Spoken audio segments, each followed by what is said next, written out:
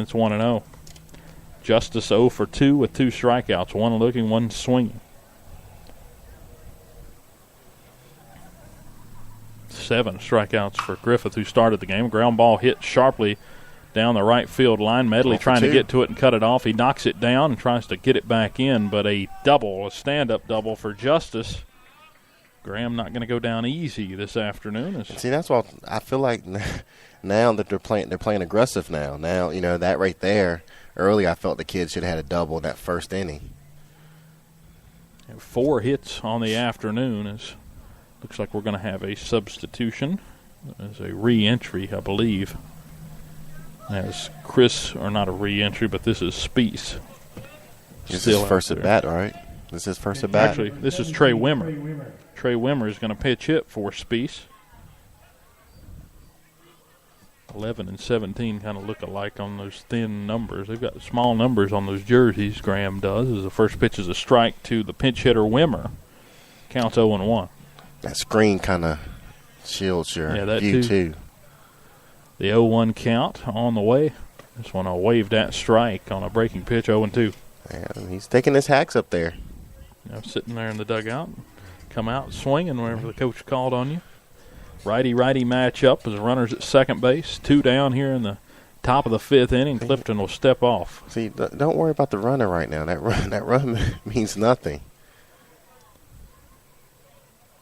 Clifton getting the sign from the newly entered catcher, Jake Johnston. As now he'll fire to the plate. This one chopped towards short. Griffith coming over on the run. Flips across in time, and that's the ball game. The Cats win it. It goes 6-3 on the putout. 14 runs for the Cats on 8 hits and 1 error. 1 run on 4 hits and 2 errors on the Graham G-men. So good game this afternoon for the Bearcats. Didn't have to work all that hard to get some runs. A lot of unearned runs, but it's one of those that you can hang your hat on. You at least got the win, and you're 4-0 in district play. Let's think about high school baseball. If you put the ball in play, puts pressure on the other team to make a play, puts pressure on, like earlier in the game, the kid had to throw strikes. Just put the ball in play, get some guys on bases, and it puts pressure on the other team. And high school kid, they're going to make mistakes. The Cats get this win. They move to 7-6 on the year. Their next game will be Thursday against the Marion Scarlet Hurricanes. Will be on the call for that one, so make sure you tune in at 6:45 for the pregame show. And again, we have a softball game against Marion on Friday that we'll be broadcasting as well, and it starts at 5:45. You guys are going to be busy. Is Mark actually going to be Mark doing will those? Be here for those, but we might be able to set up a 3-man broadcast. We'll see. We love you, Mark. Just hopefully you're listening. You might learn something tonight, Maybe he'll go back and listen to it. But a big win here, and just a couple of takeaways. What are some? You got to be happy with what Zach Griffith did and some timely hits. What Zach did was big, and that last inning, getting some big hits right there when we needed them. And the big thing from last night, bounce back from that loss last night, kind of get you back, get the momentum going again, kind of get you some confidence again. We got a good ball club, and I think each game, each week, we're getting better. But big takeaways, like I said, getting some of those key hits, Zach having a big game, those big strikeouts, and just gain some confidence for us. Yeah, you got to be happy with what we've seen and really getting the monkey off their back from last night.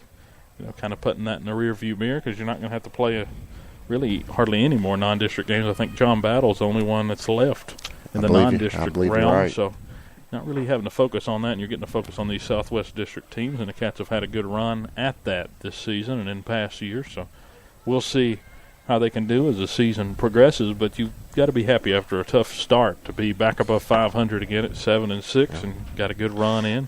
And you got 2 more home games too. Another thing to add is what we call a trap game. You kind of look past, Graham, kind of predicted to be last in the district, but you kind of look past these teams. And if Graham come out here and get a couple runs and get on us early, it could have been a different story.